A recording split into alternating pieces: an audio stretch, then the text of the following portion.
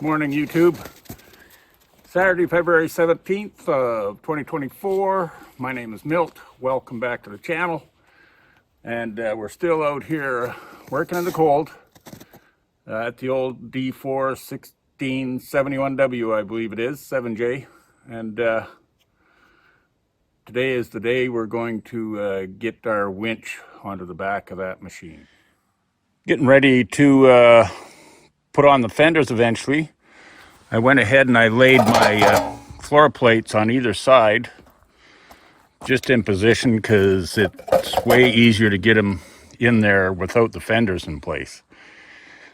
So we got that lined up. This here side here has a custom feature. Somebody had put a half moon in there, but that's to run this not original fuel line up through there.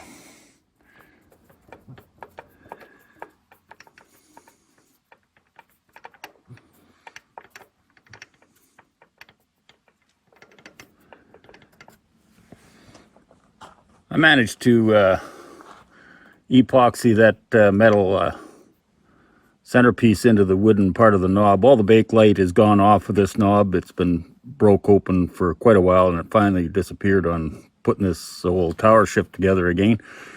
But anyway, it's going to last for a while. I've got to take stock and order up a bunch of clutch handles and probably another gear shift knob for the old Army Cat as well. So we'll be getting a new one there eventually here this summer.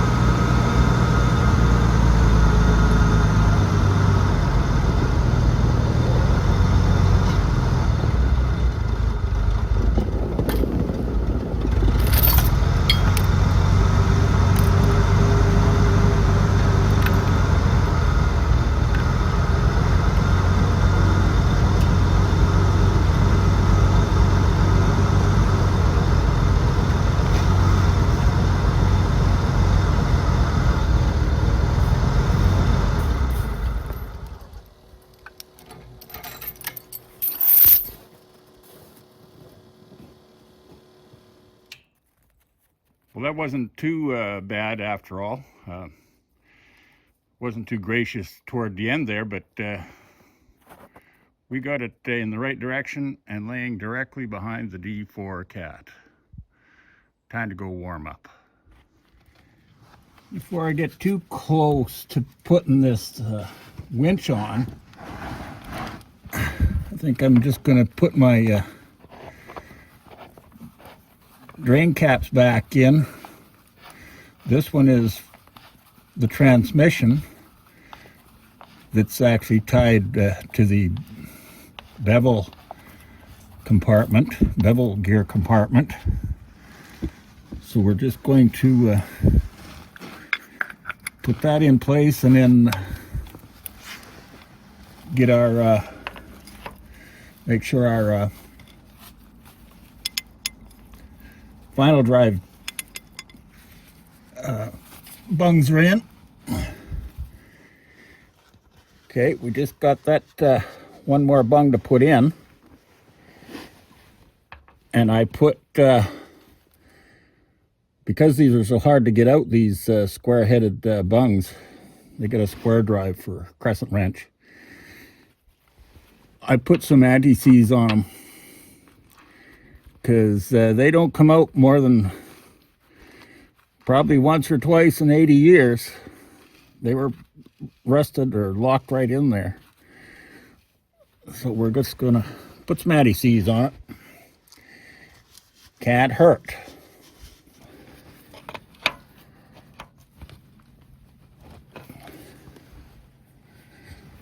Okay, another thing I have to do is run my brake band adjusting bolts up into place. I'm just noticing they're hanging down there, so I'll have to run them up while we're under here as well.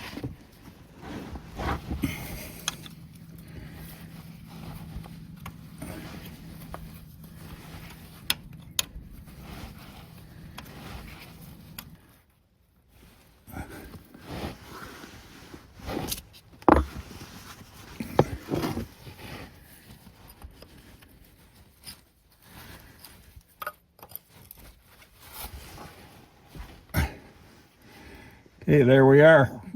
Got the other side already, so I think we're done underneath here. I'm just going to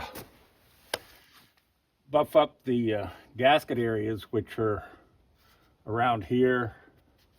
You can see the outline of where the gaskets were, and then totally around this area here.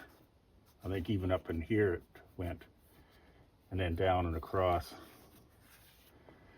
We're going to clean up that area, this area, and then the same as on this area here.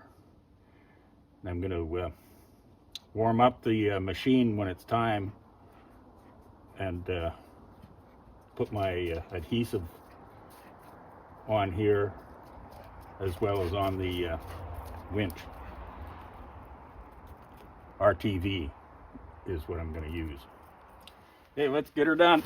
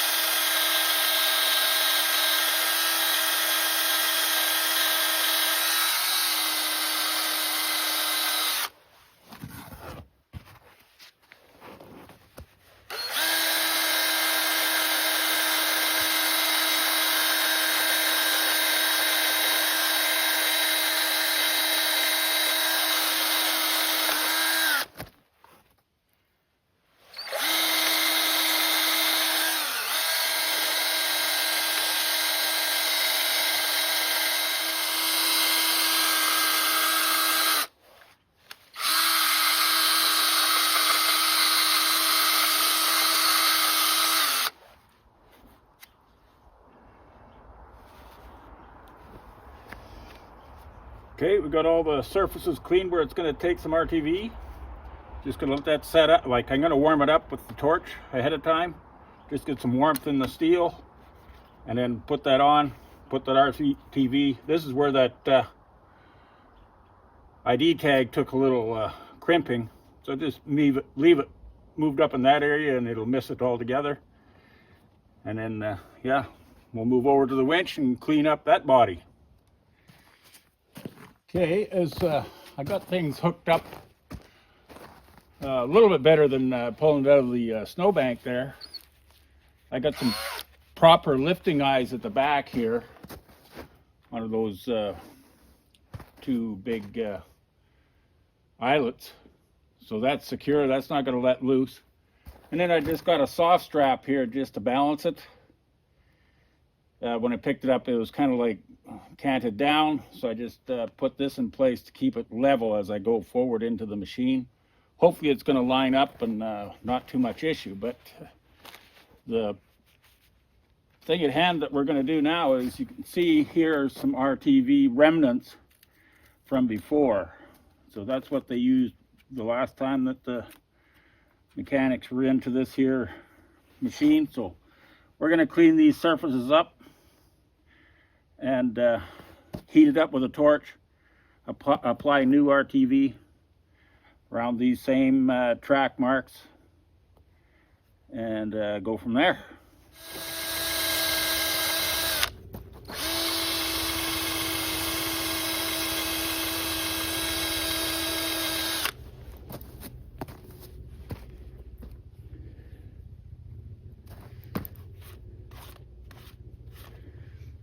Okay, I think they're cleaned up enough there. I'm just going to get the blowtorch out and warm the transmission case up and warm this up, and I'm just going to put RTV on the places that's needed here. I won't put it on the machine, but I'll have it warmed up. Then we'll see if we can tuck that in together. The biggest issue I think I'm going to have is getting the PTO shaft in place, but we'll see what happens.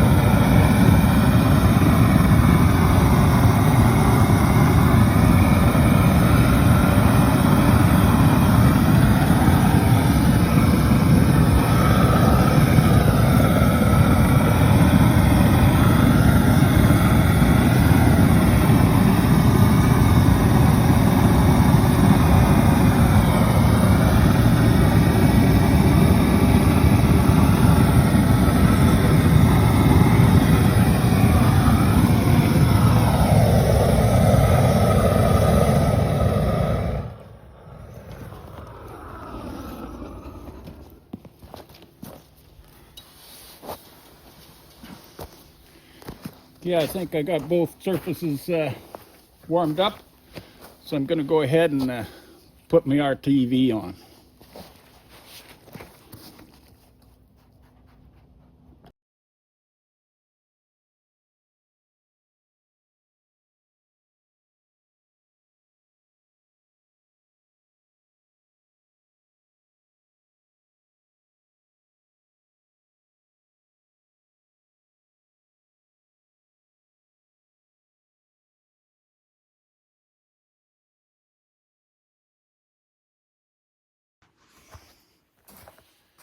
Okay, we're down to the last couple of bolts on her, and we're just going to hammer her home.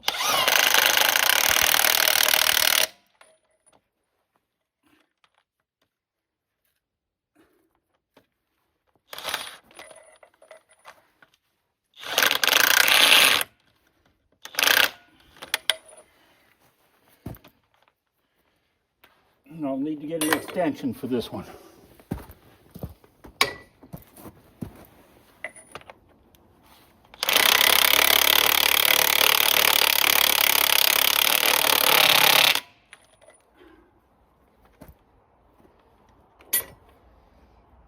Okay, she's hammered home. We'll get rid of our rigging here, back this forklift up, and then we'll have a little discussion.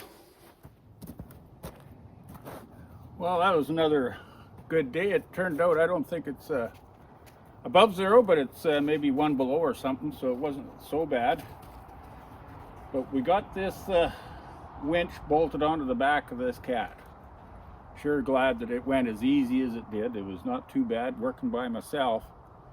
Get the proper rigging, and my forklift doesn't have a park brake at all on it, so I gotta shut it down with a little drag on the clutch if I want it to hold a certain position, because, you know, by myself I got no place to put or no way to put a wheel chock down until I stop the engine and do it that way. I don't know why there never was a handbrake or park brake on that machine. But anyway, it's on here, bolted down.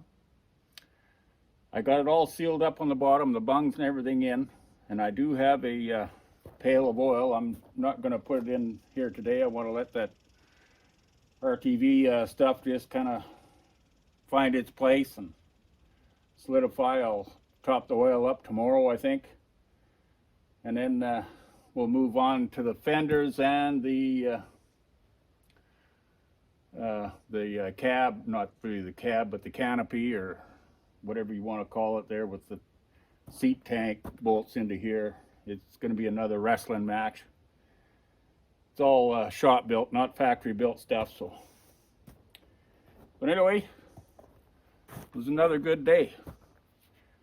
Stay tuned and we'll catch up to you later.